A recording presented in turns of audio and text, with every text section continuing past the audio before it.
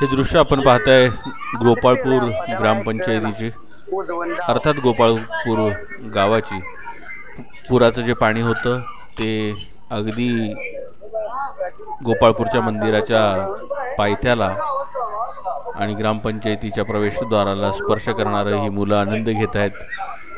हे चित्र त्या मानानं पंढरपुरात इतर वेळेला बघायला मिळत नाही, पण या पावसाळ्याच्या दिवसात मात्र ही स्थिती निर्माण होते। काल ही स्थिती निर्माण झाली होती, आज पाणी बऱ्यापैकी ओसरलंय, पण हे कालचे काही क्षणचित्र राहिली होती। बातम्यांच्याद्वारे तुम्हाला दाखवता नाही आले बातम्यांमध्ये हे, पण आज दाखवतोय की कशी मुलं मनमुराद आनंद घेत आहेत। आमचा पत्रकार आणि व्हिडिओग्राफरनी सुद्धा इथे बोटिंग करण्याचा आनंद घेतला। या गोपाळपूर ग्रामपंचायतीच्या समोर पाणी थांबलं होतं याच्यामध्ये, म्हणजे अगदी हा पूल पाण्याखाली गेला होता पूर्णपणे।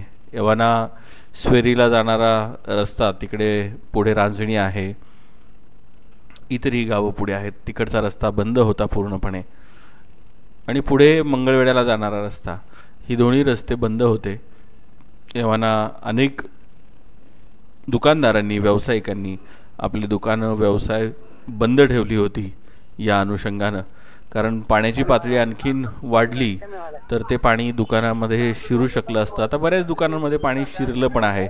आपण हे चित्र बघताय, क्षणचित्र ही खतरनाक क्षणचित्र आहेत। म्हणजे जरी बघायला आपल्याला मजेशीर वाटत असली, पाणी मजेशीर वाटत असलं, तरी अनेकांच्या संसारांवरती गधा आणणारं हे पाणी, अनेकांच्या व्यवसायावरती गधा आणणारं पाणी, अनेकांच्या दुकानांमध्ये जेव्हा हे पाणी घुसतं तेव्हा नुकसान मोठ्या प्रमाणात करतं।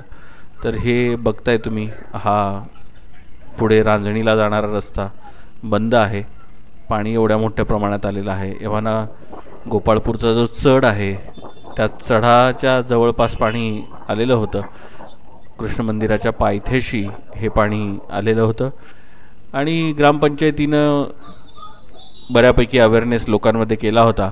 पण इथले जे कोळी बांधव आहेत, ज्यांच्या होड्या आहेत, त्या अगदी काश्मीर नैनिताल या ठिकाणी जसे होडी चालते त्या पद्धतीनं नौकानयन ह्या सगळ्या कोळी बांधवांचं चालू होतं। आमच्या कॅमेरामन पत्रकारांनी सुद्धा या होडींमधून बातमी करण्याचा आनंद लुटला।